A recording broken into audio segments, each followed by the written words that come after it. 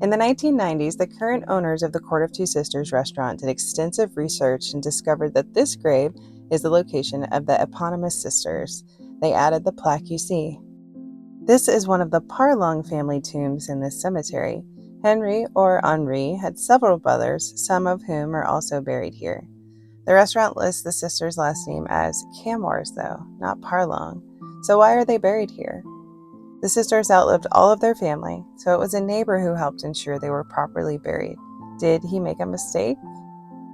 Paul, Emma, and Berthe Camors were all born in New Orleans just before the Civil War to Eliza Ridecker and Bertrand Camors. Eliza was born in France. In many of the accounts of the sisters, the missing link for the Camors family is their father, Bertrand. Elusive, he died early and seems to have been lost to most historical records. However, we find Bertrand in Eliza's will, Emma's birth record, a few newspaper articles, and possibly military records, which seem to point to his participation in the Civil War as a Confederate who did not return. There are 2 B. Camors listed in the rolls of Confederate soldiers, but I was unable to confirm if any were Bertrand. Berthe is probably the namesake of Bertrand. Camors would have been the name on the sisters' birth or baptismal records, and it was the name that Paul, who is listed 5th in the tomb, always used. But it was not the name the sisters used as children or as adults before they were married, nor was it their mother's maiden name.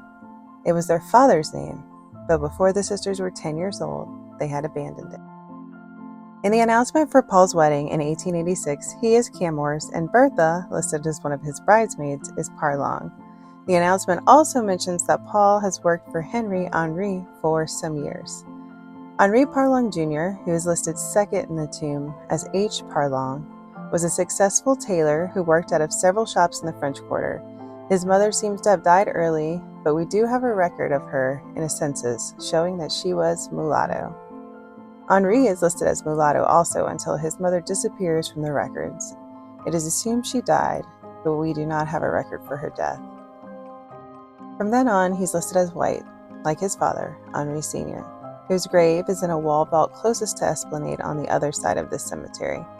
Henri was the 2nd husband of Eliza Ridecker, according to her will and many other records. Eliza is Mrs. H. Parlongue, who is listed 3rd in the tomb. Henri and Eliza were officially married in 1872, but their daughters, Emma and Berthe, took the last name Parlongue sometime earlier than that. They were listed as Parlongue in numerous newspaper articles about their education, another detail that has gotten lost along the way. Some sources claim the sisters were not educated, and some claim they were educated in France. They also used Parlongue as their maiden name when they were written about in the society pages before their marriages. Instead of forsaking the name of their stepfather in favor of their Confederate father, they seem to have done the exact opposite, down to being buried in the grave of their mixed-race family. The sisters both married. Emma married Raphael Musso, who is listed 4th. He went by Ralph. Berthe married twice, first to Baldo Angot, who is listed 1st on the tomb. Berthe's father-in-law, Emile Angot, was the owner of the property at 613 Royal Street, where the sisters made their shops home and where the Court of Two Sisters still resides. The cracked plaque that has fallen on the ground in front of the wall vault to the right of the Parlongue family tomb is the marker of Baldo's mother, Josephine Angot, and his sister, Jeanne Delval. The sisters were largely forgotten in their old age. After they closed their shop in 1906, the building was used for many types of shops, but in the 1920s it becomes a restaurant for the first time.